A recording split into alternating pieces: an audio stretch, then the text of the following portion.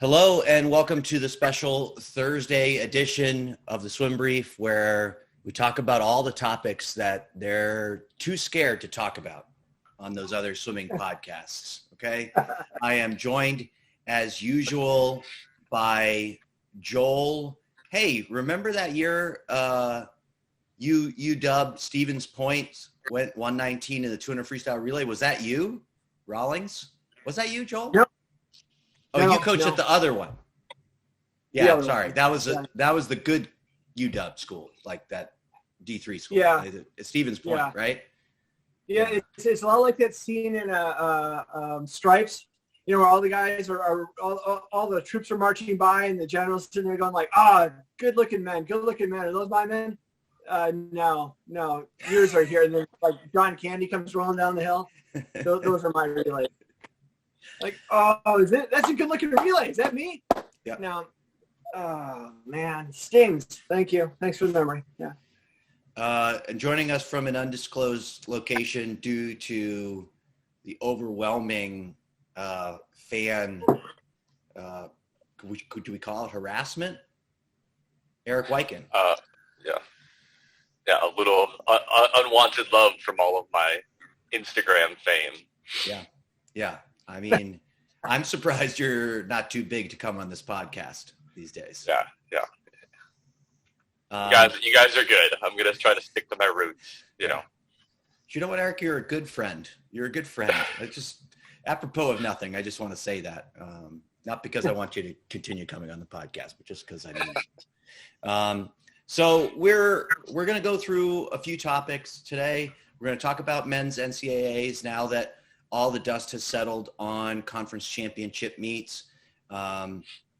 We are going to talk about, we're going to have a new segment today, which is we've titled it Explain the Hate.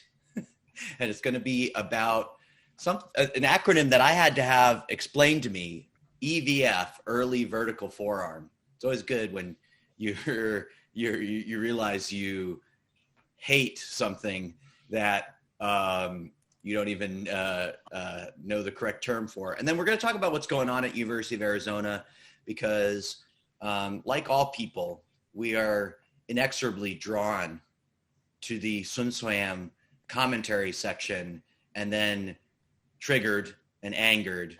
And I basically wanted a chance to just explain to all the people who go, can you explain this to me? I don't get it. In the Sam commentary section about what the heck is going on at University of Arizona with Augie Bush and Dwight Dumais and their diving program and NCAA violations and all that stuff. But first up, I want to talk about men's NCAAs and off channel. Erik, has complained so much about Joel always stealing all the good points. So Erik, you're going to go first. We've had a NCAA men's psych sheet come out. SwimSwam has already scored that psych sheet. We've already found out that Texas has an excessive number of NCAA qualifiers. What do you think? Who's going to win men's NCAAs, and what else do you think about looking at that psych sheet? I'm not really sure with diving coming through. To be honest with you, it seems like it's going to be another one of those cases. Is Texas and their diving going to be enough for Cal and their swimming and maybe one diver? So depending upon how much, I believe Cal qualified one diver. Haven't really researched that side too much. But looking at the psych sheet, there's a lot of potential excitement in this meet this year. I'm not really concerned too much about the whole analysis of things are slower relative to 2019. Let's be honest, some of them have had just enough meets to qualify, meaning like one. So just general seasonal experience is going to be one thing. And I think, honestly, other than maybe the 50 free, the 100 free, and the 100 fly, every record's got a chance to get scared. Those three Dressel records that seem to be a bit out of reach in the short term. Don't know. But aside from those three, everything looks to be in reach and could end up being a really great meet. And I know some people are on the fence about the extra day with that 800 free relay, but just having that spread out probably gives that opportunity for those things to happen just a little bit easier. 53 looks real exciting with 6 of the top 8 being fresh or being underclassmen. Yeah. Which wow. is crazy. And then the one thing that I was actually privileged to see while I was covering Pac-12 in Houston, and I don't know how to say his last name, so I'm just going to try to say it. Bjorn Seliger or whatever it is. I can't remember. I'm going to let you struggle with this Scandinavian name and not offer you a even hand though I am whatsoever. Scandinavian. Yeah, but needless to say, if you saw his relay split, it was one thing, but he's currently seated in the psych sheet with a 43.02. And I watched that 43.02, and he did it in his practice suit, right, with his hair hanging out the back of his cap. So it was definitely a 1980s 43.02. But I will leave something for Joel, because there's a lot of teams fighting for that 3rd through 8th kind of situation. But, just so everybody doesn't think I'm a complete dick. He's Swedish, right, and I'm Danish. I actually don't really know how to say his name. You know, I could Danishize it, but that would also be wrong. Like I don't know. I think in Denmark we'd probably call him Bjørn Seliger. Celia, like we don't pronounce any consonants practically in the Danish language. So, Joel, what do you think? Erik avoided telling me who he thinks is going to win. Do you want to get out there and make a prediction? Yeah, I think Cal's going to win. I think Texas will, it's going to be a really cool meet. I think once you get to the 2 back and the 100 free, I think that's kind of when Cal opens it up. And, of course, those relays that they have. It's really cool to see a lot of these other teams, though. They're doing so, like Notre Dame's looks really good in some events. And, places where you don't think of the traditional powers and things like that. You got a lot of these guys in the top 8. I think it's going to be really cool, neat to watch. A lot of fun. I think Texas has a ton of, obviously they have a ton of dudes, but again, it's like Cal's got a lot more in the top 8. So I think it'll be Cal, Texas, and Florida third. So it's kind of like going by the chalkboard with that. But I think how cool is it with Texas? So many qualifiers. I think in the NCAA, it's been a while. There's been like, 9.5 scholarships on the men's side. Is that right? And so you got like how many qualifiers? 20 something. You're like, that means dudes that are like coming there for free are qualifying for NCAA. They aren't even going to be able to make the NCAA team. They've got the cuts everywhere else on other schools. They'd have like statues erected for the dude outside the pool. And in Texas, we're like, sorry you can't go this year. Hopefully next year. Yeah. But the naive side of me is, and the hopeful side of me is like a bunch of people just like, how cool is it to go swim for a guy like Eddie Reese? And obviously, how many seasons does he have? It's like, let's go take that chance and go swim there. That's the naive side. I'm hoping that's why all these dudes are going there. But it's just so cool that they've got such a huge group of guys swimming so fast. I mean, just watching a practice there must be insane. But yeah, I think Cal's just, too strong in the top 8 for anyone to beat them. But obviously I love what Florida's doing. I mean, think about these coaches, Durden, Reese, Nesty, what they're doing is just fantastic stuff. I really so impressed by what they can do. Yeah, the guy that you used to coach that I share the office with, I won't embarrass him by saying his name, but he was looking at that Texas 26 person qualifier and he goes, why does that 24th guy even go to Texas? And I was like, first off, he may or may not have gone to Texas thinking to himself, I will be the 24th best person. Like a lot of people go into college with the attitude, like, if you're that good, like I'm going to make NCAAs and I'm going to be on an NCAA championship team if you're going to Texas. But the other thing that I think you point out that's really underrated about Texas is you're right. If we sat down and did a systematic analysis of all 26 of those guys, I guarantee you there are 1 or 2 or 3 of them that were borderline like Division I recruitable athletes that walked on to Texas and improved massively, and now they're at an NCAA qualification level. I remember from my own time at Georgia Tech, like I was recruiting a kid once, And he was very, very borderline for us at Georgia Tech. And he ended up going to UT Austin. I was like, okay, I don't know what that's about, you know. And I think he was like 50 point in the 100 back and like 150 in the 2 back. And he went to Texas and went like 143 in the 2 back. Yep. So it was just like, you know, it's too simplistic to say that like, oh man, Texas, they get all the best guys. Yes, they get very many, very good recruits. They also have a really good history of just like some guy from, you know, deep in the heart of Texas, and they walk on to UT and they just have this crazy development over their 4 years there, and they become a contributor to an NCAA championship team, which is all to say, I think UT, hook 'em horns, they are going to win the NCAA championship. That's my first prediction. My second prediction is diving will heavily be a factor. And then when we read, again, when we hate read the Swim Swam commentary section, there'll be somebody who says, well, Cal would have won if it was just the NCAA swimming championship. Then somebody else who goes, well, it's a swimming and diving championship, so you have to have a complete team. That's me. That's my imitation voice of annoying people commenting on that. Sounds accurate. Yeah.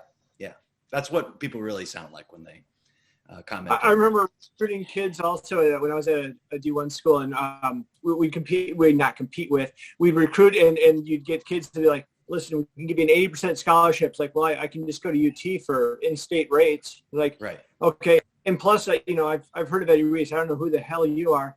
Like, okay, you know, you could have stopped at A. You could have just told me the financial part. You don't have to go personal, but that's right. But yeah, you've got a public institution that's, you know, that's affordable, great swimming, and great campus. You know, why not? Yeah. Yeah. And I just listened to him on Tuesday. I had Jamie Fowler from the Poolside Pass, young English guy who is just like interviewing our best coaches. He did that Terry McKeever podcast I referenced. I listened to his podcast with Eddie Reese, and like Eddie is sharp. It's almost like to describe him as sharp, I feel is like a little bit, I don't know. You know, like whenever you're talking about somebody that's 79 years old or 80 years old, you know, like it's almost a little bit insulting to say like, oh, he's still sharp. Like Eddie is just like firing on all cylinders still. And it's absolutely amazing. It is like, you know, an athlete that is still able to swim at a world-class level, you know, above the age of 35. Like he just seems like he's 100% on top of his game. Like 4 or 5 years ago, I went to the School of Thought clinic, and I was like, okay, well, you know, it's down in Knoxville. It's kind of a pain to get down there. Really cool presenting list. And I'm sitting in one of the rows, and 2 rows behind me, there's Eddie Reese and Ernie McGleishko. And you're like, A, I'm obviously at the right clinic if these guys are also at the clinic. B, it's like, how awesome is it? Again, like you said, you know, a lot of times coaches, they get to like 30 and they're like, I'm good. I know enough. This guy always learning, always questioning, always, you know, improving and getting better. That's just awesome. It's one of those things, obviously, that I want to be more like every day. Yep.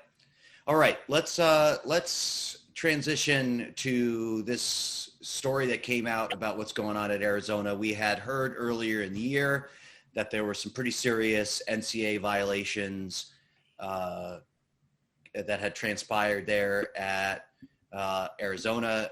Earlier in this week, we got some more details about what those NCAA violations are. But as usual, the NCAA rule book definition of what a violation is still needed to be translated into, you know, American vernacular.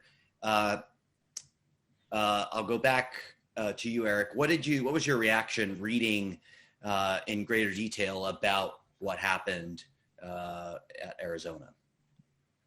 Well, after I sifted through the word salad that was those violations, I guess it doesn't really surprise me that it happened under the tenure of a head coach with the last name Bush. I mean, it just, you look at what's been happening recently. Yeah, I mean, it is what it is. there just seems to be something going on right now where it's just one of those things. But then on top of that, it's like, as you guys know, I mean, at this point with the three of us, I'm the dumbest smart kid in the room, the least amount of NCAA experience in this podcast here. But I do know that the test is open book, and that this is one of those things where you know better. So clearly something that was intentional, and then obviously something that seemed looked over or looked past. I don't know. I mean, it's a mess. And too good of a school, too much tradition and history of actually some success to seeing this happen. Yeah. So just to give people a little bit of an explainer from a 8-year ago NCAA coach, as I understand the violations here. When you are a Division I coach, one of the things, like if somebody comes to your campus who's a prospective student athlete, and people become, like, basically when you start your freshman year of high school, you're a prospective student athlete. And that's why sometimes you see some of these ridiculous like football commitments from like 8th graders, or basketball commitments from like 8th graders, because, you know, like there are some crazy loopholes for the craziest of coaches out there. But basically when somebody starts high school, they become a prospective student athlete. And as an NCAA coach, you're not allowed to host a tryout. Now, usually what this means is, you know, for instance, if you're bringing somebody on campus for a visit, let's say you've paid for that visit, that makes it an official visit if you paid for some part of it, or it's an unofficial visit even where they've paid their entire way to come there and they're coming to see you. One thing you cannot do is have them jump in the water or have them bounce off the board while you watch and like go like, I want to check out this person's skills. That would be a tryout. And I don't think in this case, like the violation had something about a tryout. I don't think in this case necessarily there was intentionally a tryout happening, but it's clear that by the NCAA rules, somebody was there and they were practicing in front of one of the Arizona coaches, and that person was deemed a prospective student athlete. Now there's an exemption for this, right? Because a lot of college coaches also coach some part of a club program out of their college facilities. And the NCAA has determined, like, hey, you can be a coach of local kids. What is a local kid? Somebody within a 50-mile radius of campus. So as I understand it, two things happened here. That it's likely that 50-mile radius rule was broken in some way. Somebody was on the diving club team, one or two athletes was on the diving club team that was deemed by the NCAA to be purely a prospect and not somebody from the local area who would just be naturally training on that team. And there's also this issue of an impermissible benefit, right? So like if you're an NCAA coach, you cannot buy lunch for a kid that's on your team, because it's not something that you would do for a random student at your university. It's an added benefit, something that you're giving to them just because they're on their team. And in this case, the NCAA determined there was $1,200 worth of some kind of impermissible benefit. These are fairly significant NCAA violations. And as Erik pointed out, there is a open book 40-question test. I'm trying to remember back 8 years. I believe you had about an hour to do it. I don't think it ever took me more than 12 minutes to finish. You know, these kinds of questions come up on the test every year. So there's really no excuse for an NCAA coach. You can't plead ignorance, say like, oh, I really didn't understand this. It's in my opinion, Dumais, the diving coach, he absolutely should have known. And it's not like Augie was managing a staff of 18 coaches where you can't have oversight. You know, it's a combined program with a handful of coaches. He should absolutely have oversight over what's going on with that program. Okay, that was my whole thing. Joel, what did you think? We're still here. Yeah, you're here. Yeah, it's one of those deals where I get it. We're diving where you might have a tryout because it's a subjective sport and you'd rather see what the athlete. I mean, for most swim coaches, the tryout, you're like, dude, you're 43 and 100 free. We're good. I don't need to see it. You know, I know you can do it. But yeah, I think one thing Erik kind of said though is, you know, all the history and tradition of Arizona swimming. It's like, yeah, that's for us swim coaches. For the ADs there, they're just thinking, you all are the ones that just brought the NCAA back on campus after we just got them off campus because of our basketball program. No, you're all gone. There's no such thing as tradition and winning and stuff like that in swimming for those ADs. You're just like, you're the guy that's got the broom closet office down the hall compared to football and basketball. It's like, don't bring NCAA back here. If we have to fire every one of you and set the pool on fire, we will. We've got the money to do that, but don't bring them back and mess with our football program too. But Joel, as of today, Augie Bush is still employed by University of Arizona. Today, we'll see what happens. You know, that's the thing is with those big schools. All I know is you go out and you win. It's a great day on campus. You lose. Next day, your key might not fit in. Hey, my swipe card, I can't get in the athletic complex. What happened here? Yeah. So yeah, they can absorb some salaries pretty quick, I would think. Yeah, I mean, I made this point on another podcast, but I think it's worth repeating in the context of this. I do think that there has been basically barring, and this is one of those where I think it really would be borderline, like barring extreme circumstances, it was very hard to get fired from your NCAA coaching job within the last year, because I think that ADs, you know, the people who would have to replace you just looked at the landscape with COVID and were like, it's going to be harder to replace somebody right now. So, you know, let's just wait. Let's just wait it out another year. And there's still some people that got, you know, shown the door. I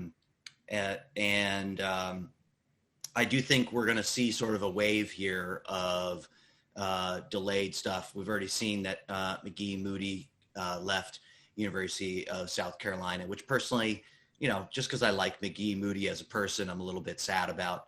I always liked him when I saw him, and I always liked that he talked about, you know, having a family outside of pool, and it was talked about something that was really important to him.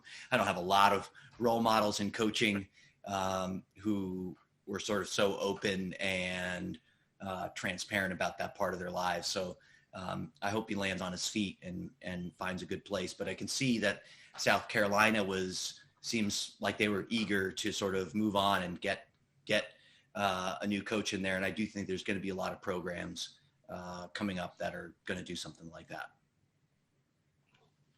All right. I know you guys are just chomping at the bit for this final segment. Erik is like, can barely contain himself. So, and I'm going to let you. That's my idea. This is Erik's idea. So Erik, why don't you just introduce, because we kind of like, we text message discuss this, but introduce basically your idea. All right. And then we'll get into it. So every now and then we'll throw out a barb, maybe an unexplained jab. Joel's really good at this. You know, throwing something out there with no explanation at all and just trying to get people fired up if they're paying attention. Right. And, you know, being around you two guys and having opinions about all things, whether it be technique, whether it be the mental side of it or the X's and O's, the yard side of it, and then also sharing some time very briefly with Milton Elms. There's always an opinion about specific things like this. So the idea here is to let people know why we hate specific things. Why are we doubting things like EVF, which has been so widely accepted as such an important aspect of freestyle? So it's just an opportunity to explain why we get fired up about the things that we do. So today is the first installment of Explain the Hate, and it is early vertical forearm. Yeah, and the thing is, well, at least you and I, Erik, we'll have a really intelligent conversation about, I can't vouch for Joel. And then just like the first podcast I had Joel on, where we sort of did this with streamlines, and I even encouraged it with my title of the podcast, just Streamlines Are Bad. He'll get contacted by some former swimmer of his, and they'll go like, so high elbows are bad? So you think high elbows are bad?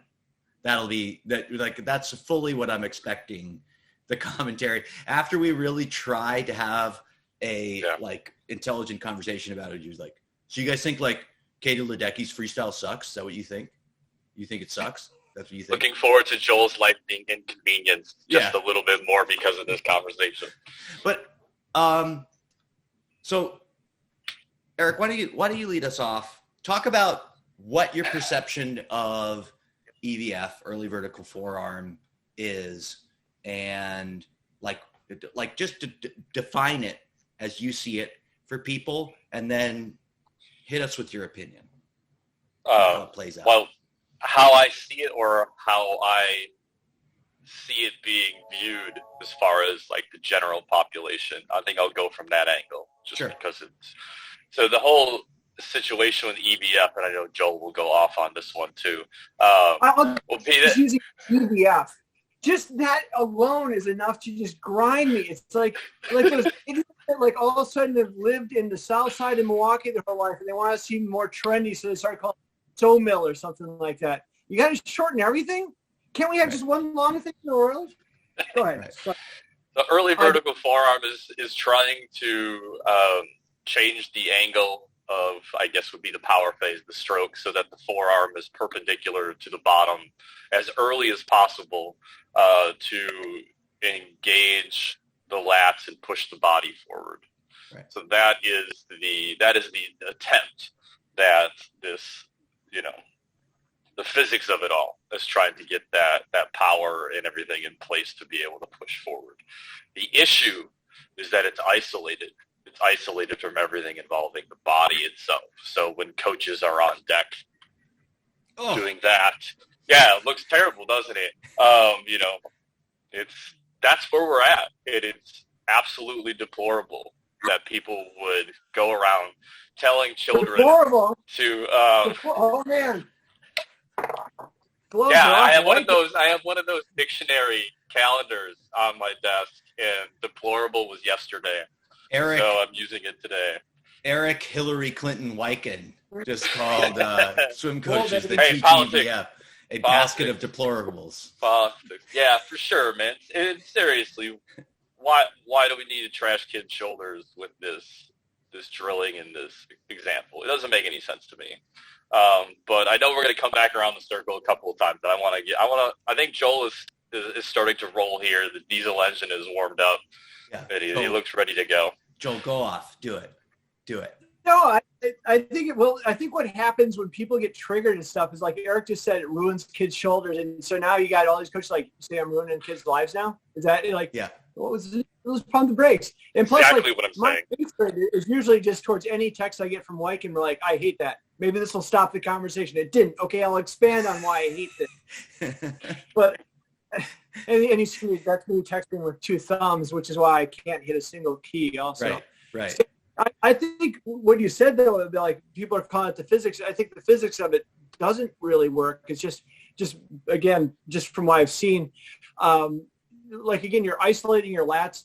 When I see people doing that, is like as soon as they go fingers down like that, the scapula elevates off the back of the, and so then there's less power there. I think it's isolating the shoulder. I think again, overuse, is possibly an issue. Again, I'm not saying people are trying to hurt kids. I think that we see things, and it's whatever that person's fast, therefore this works. And it's. The analogy I came up with was like Michael Jordan back in the 80s and 90s. Like he has his tongue out. Someone could have just said, by moving the tongue out, he's relaxing the vagal nerve and allows the parasympathetic and sympathetic to be more balanced and be able to jump higher. Well, shit, he's getting 30 points. That must be right. And so now all these kids are going, and you ask him, like, well, my tongue was out just because that's what I did. But I think we look at like Ian Thorpe and that swim, and it looks really manufactured to me. It doesn't look rhythmic. But the dude's fast, so there everything else gets thrown out the window. And I think, like you said, when you go into that vertical forearm really quick, at that part of the stroke where you're still kind of like getting traction on the water, holding a spot in the water, I think you're going too quick of a movement, and you're not able to kind of, again, like a wave kind of builds and crashes into a wall kind of thing. You're not allowing yourself to build and kind of create that traction on the water that you need. And so that quick movement at the top of the stroke where you're isolating the shoulder blade, personally, I like to think that you're tying it into the whole system. Like if you're climbing a mountain or doing a pull-up, no one's teaching early vertical forearm, and it's fairly similar motion. And you look at Kaylee. You'd probably rip your shoulder off if you tried to climb a mountain like this. Yeah, and so it's like, well, that's, I guess, what we need to kind of see. Maybe we should do something else. But like people say, like Kaylee, it's like it's a completely different thing. I think when you look at, again, like a head-on, a two-dimensional image, like it might look similar, but it's just completely not. You look at when she swims, how she gets into her arms kind of a bow, and it's like a natural kind of movement. And she's got a fairly high tempo. She's very strong. She keeps her elbow up, but it's not like 90 degrees, fingertips down hard like that. She's holding a lot of water, and you can see that in her swimming just, from a distance on my iPhone. I can see that where her hand enters and exits. It's not in the same spot. It's the hand actually exits much further forward because it's like she's riding a skateboard. She's just adding impulses to a thing that's already moving. Right. And so she's able to kind of keep on going on it. So there's not much stress on her shoulder once she kind of gets going like that because she's more of tempo, kind of moving. But versus the Thorpe stroke, I thought it developed into that early vertical forearm kind of thing. And then, we always go, well, he's fast, therefore it works. Like, well, he had shoulder surgery.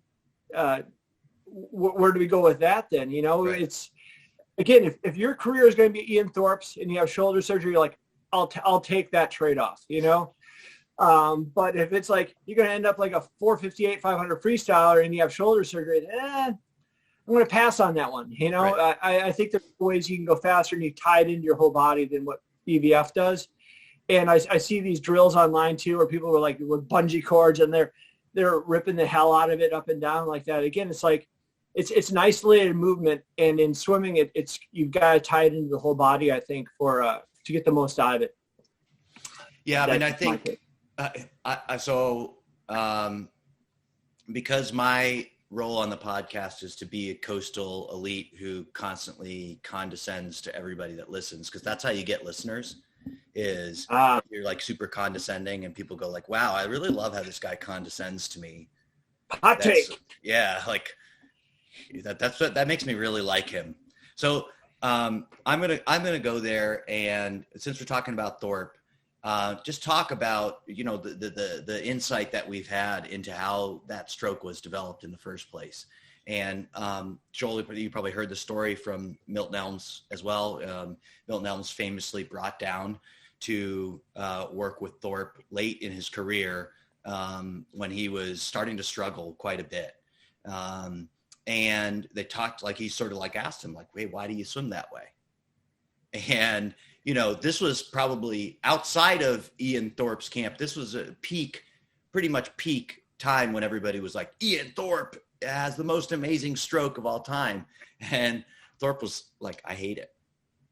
I hate swimming this way. And more or less what they were trying to emulate with what Thorpe had been trying to emulate with his stroke was the way that Alexander Popov swam. Right.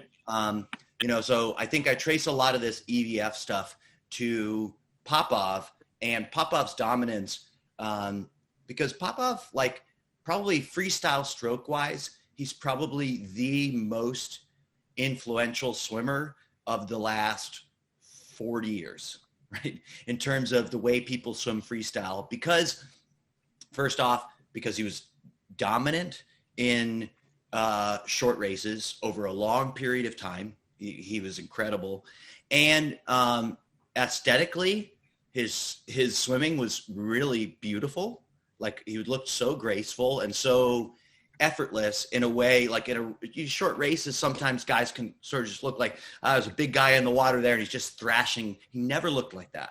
He always looked like oh, here's like a ballet dancer in the water and he's just moving.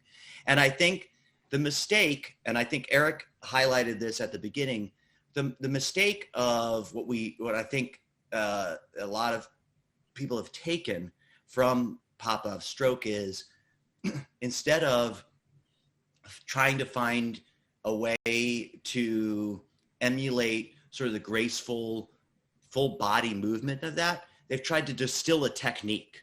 What is the technique? What are the little pieces that add up to this beautiful stroke? And one of those pieces was, well, he's, you can see his elbows are pretty high and he's getting into that forearm at the beginning. But if you watch that grainy online footage of Popov, it's not what anybody, like the caricature that Erik did, but like that I see all around the country of people with this, like the shoulder popping way out and this 90-degree angle of their hands. It's not the way Popov swam. It's not. And so I guess that's where my, if we say explain your hate, that's where my hate comes from. Erik, you got anything to add? Yeah, sorry. I'm sorry to jump ahead, Erik. Oh, go for it. No, go for it, man. I was watching some of the videos because Erik was all fired up about this, and I'm watching Thorpe do it. And again, I can see how the stroke evolved into that later on. But the whole time, though, he's pushing off the wall. It's not really a classic, like, hand over hand, squeezing the forehead, kind of a streamline. How come no one picked up on that? Instead, right. It's like, we'll skip that. So you're watching how his body moves through the water off the wall. You're like, that's awesome. And right away in that kind of a forearm down thing, that's what we're going to isolate in on. It reminds me, like, years back, like 70s, 80s kind of a thing. They used to have, like, loop reel films, and they show Shane Gould swimming. And they had, and it was like, maybe it was just the coach I knew back then, 4-beat crossover kick and a 6-beat crossover kick. Because when she'd swim and she'd breathe, everything would stop and her legs would cross over.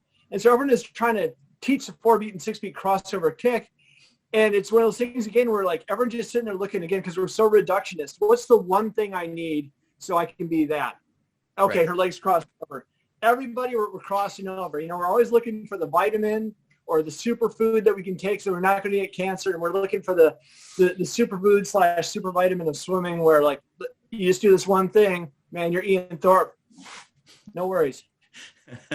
Erik, I want to get back to you because Joel has hijacked Explain Your Hate EVF and brought it back to streamlines again. So we're going to stay focused on the topic at hand. Yeah, trying to come back to the center here. But no, I think the biggest thing to hopefully get out of this for a lot of coaches is just the question convention. Yeah.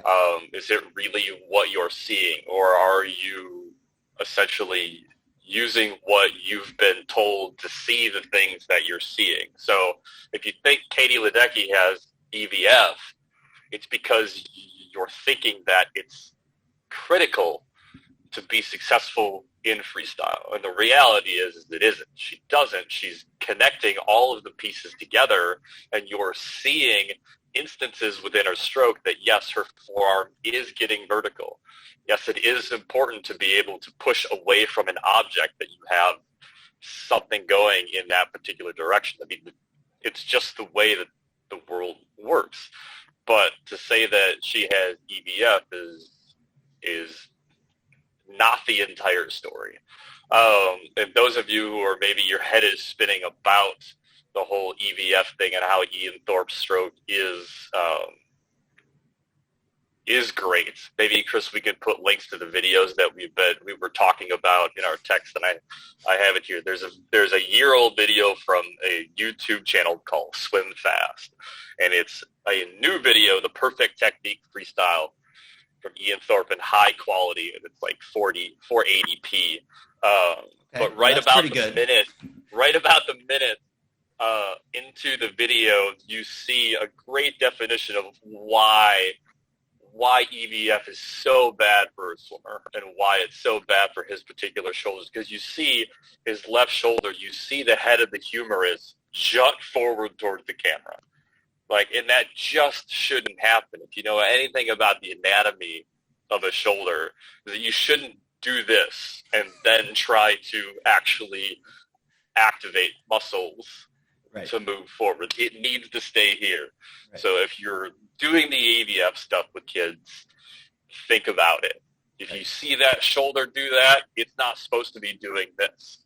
It's just, both of you guys are cringing when I am elevating hurts. my shoulder. It yeah, hurts. it does. My shoulder is going to be tired after this podcast.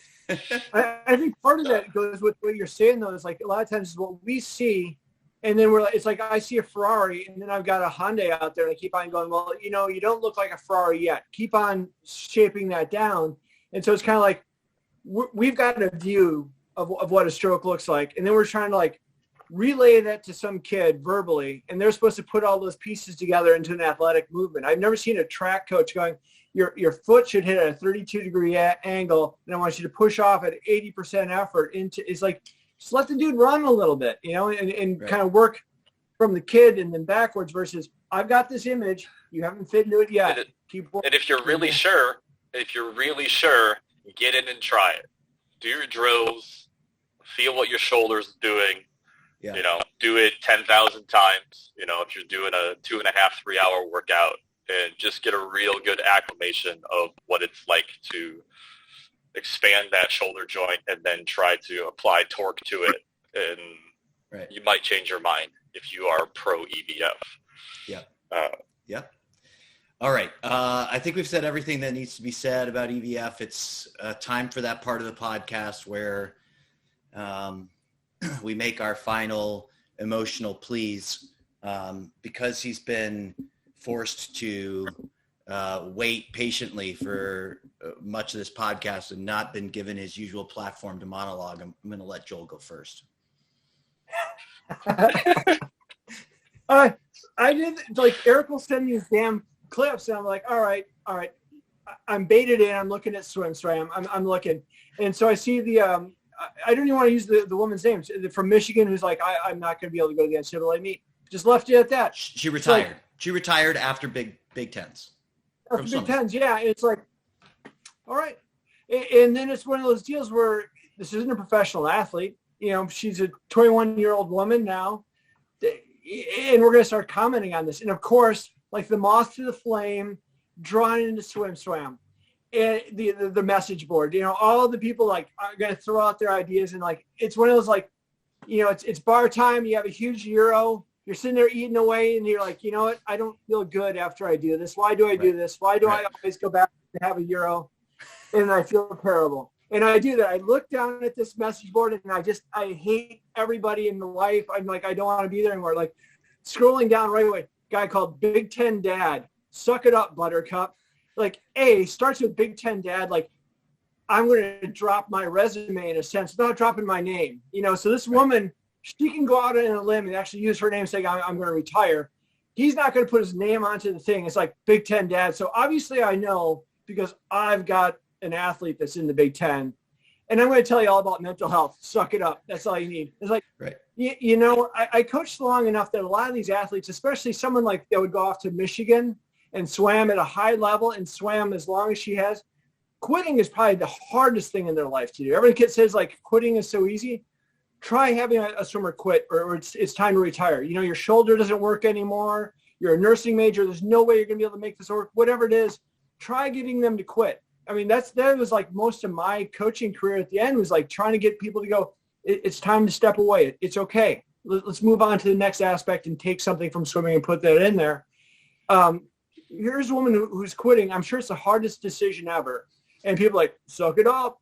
And then her dad, Vlad, comes on there. I'm proud of you, Dari. You're like, if you've got a problem with his daughter, he's got his name right there. Why don't you go talk to Vlad? And before you do that, let's set up the pay-per-view channel, because I want to see that. Yeah. Because I've seen, you know, being from Wisconsin, I've seen Daria swim for years. That kid was tougher than I will ever be when she was 8 years old. Yeah. You know, I don't think it's some sort of weakness or character flaw that she has. Plus, as a general rule of thumb, if your dad is named as Vlad, you're going to be a tough human being. Yeah. I guarantee. I guarantee you've got no problem with toughness. And then, like, later on the board, like, good luck getting a job. Like, let's see, you went to Michigan, probably like a 3.8 student, swam for 4 years. someone like my resume, where I'm sitting there like putting anything I've ever done, hoping that maybe something will catch an employer's eye. Like, I think most employers like Michigan 3A, good enough, you're hired. Yeah. I don't think they care much farther down, but I don't think that she has to prove anything to anyone else. And I think that's the coolest thing that she did there is she retired, because I know that's a hard thing to do. And I'm sure she's going to have a great life here forward. And I hope she does too. Seems like it's just an awesome family. You got a problem with Vlad's daughter. Go talk to Vlad. Right. You don't think the CEO of Coca-Cola is going to be, first of all, he wouldn't be conducting the interview, but anyway, I'm just for the purposes of this, he's going to go. I see you went to Michigan, you had a 3.8, but I'm reading this Swim Slam article that you quit swimming between the Big Tens and NCAAs. We don't like that kind of attitude here at Coke, we have a strict policy. We don't hire people who don't go from their conference championship swim meet to the NCAA meet. That's one of our things. It's a deal breaker. Yeah, it's a deal breaker. All right, Erik, you're up. Just really than anything, kind of a quick shout out. I know there's a lot of people going through a lot of stuff, dealing with a lot of things over the last year. But I had the privilege again of being able to be at Pac-12s and watching both women's and men's meets and being able to see, in particular, the men's meet. It didn't occur to me at the time that one particular senior swimmer, Trenton Julian, was connected to the coach. And it just really settled in and hit me like this family really went through a lot. Everybody's dealing with COVID. Jeff, for those of you who don't know, recently beat stage 4 lung cancer. And his kid is watching his dad go through this, dealing with COVID as a student and as an athlete, and then being able to punch through and have a fantastic Pac-12, like just a fantastic meet. And to see his dad just gushing with pride on Twitter, being like, this is incredible. My kid's doing one of the events that I was really good at. So shout out to the Julians, and looking forward to seeing what happens at NCAA's with him. Yeah, an incredible result. And I think, if you even go back to Joel's story, like definitely none of us on this podcast would have had one critical thing to say if Trenton Julian had just been like, you know what, I got a lot going on, and I'm going to take a year off, or I'm just going to step away from this for a little while. And so for him to be dealing with, I listened to it myself, thinking about a parent who had stage 4 cancer and how stressful that was, and how all consuming it was, and to have COVID on top of that. I'm often grateful that I'm not going through both at the same time. So that really is great. I want to do a shout out also from the Pac-12 meet. You guys can see the shirt today. No Wahoo shirt, no regular shirt. I got my Washington State swimming and diving shirt on. So I want to shout out to Chloe Larson from Washington State and Matt Leach. I had the privilege of doing some work with Washington and State for the first 2 years of Matt Leach's tenure there, and Chloe was there for both years. I can say I would have a hard time thinking of a more deserving athlete to win that championship. This is somebody that came into college nowhere near the level of 22-1 in the 50 free. And this has been a culmination of a multi-year project of a athlete that showed up day in, day out with a will to improve, with just a ton of determination. And it wasn't, it wasn't a straight line there. There was plenty of, having been, sort of on the periphery of it, there was plenty of obstacles along the way.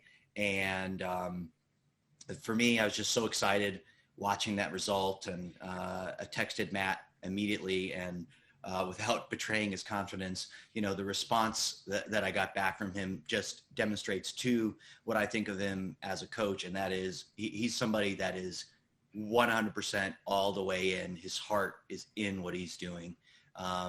That was obvious too when I got the chance to work with him. Just a guy who is a swimming nut and so passionate about what he's doing, and he's working his butt off at Washington State. And I hope this, the first year he was there, they had their first NCAA qualifier in I think like 15 years. They got a Pac-12 champion. I know it's a huge uphill climb for them competing there in the Pac-12, but I think he's doing a great job. And I think Chloe has been a huge part of that. And just think overall it's an incredible result by those guys. And so congrats, go Cougs, and looking forward to seeing what Chloe can do at NCAAs. That's all we got for this week. Extra long podcast because, we had to rant about early vertical forearm for a bit. Thank you so much to Erik for debuting that new concept. Joel, thank you once again for waking up in the pre-dawn hours there on the West Coast to, talk to some people about forearms.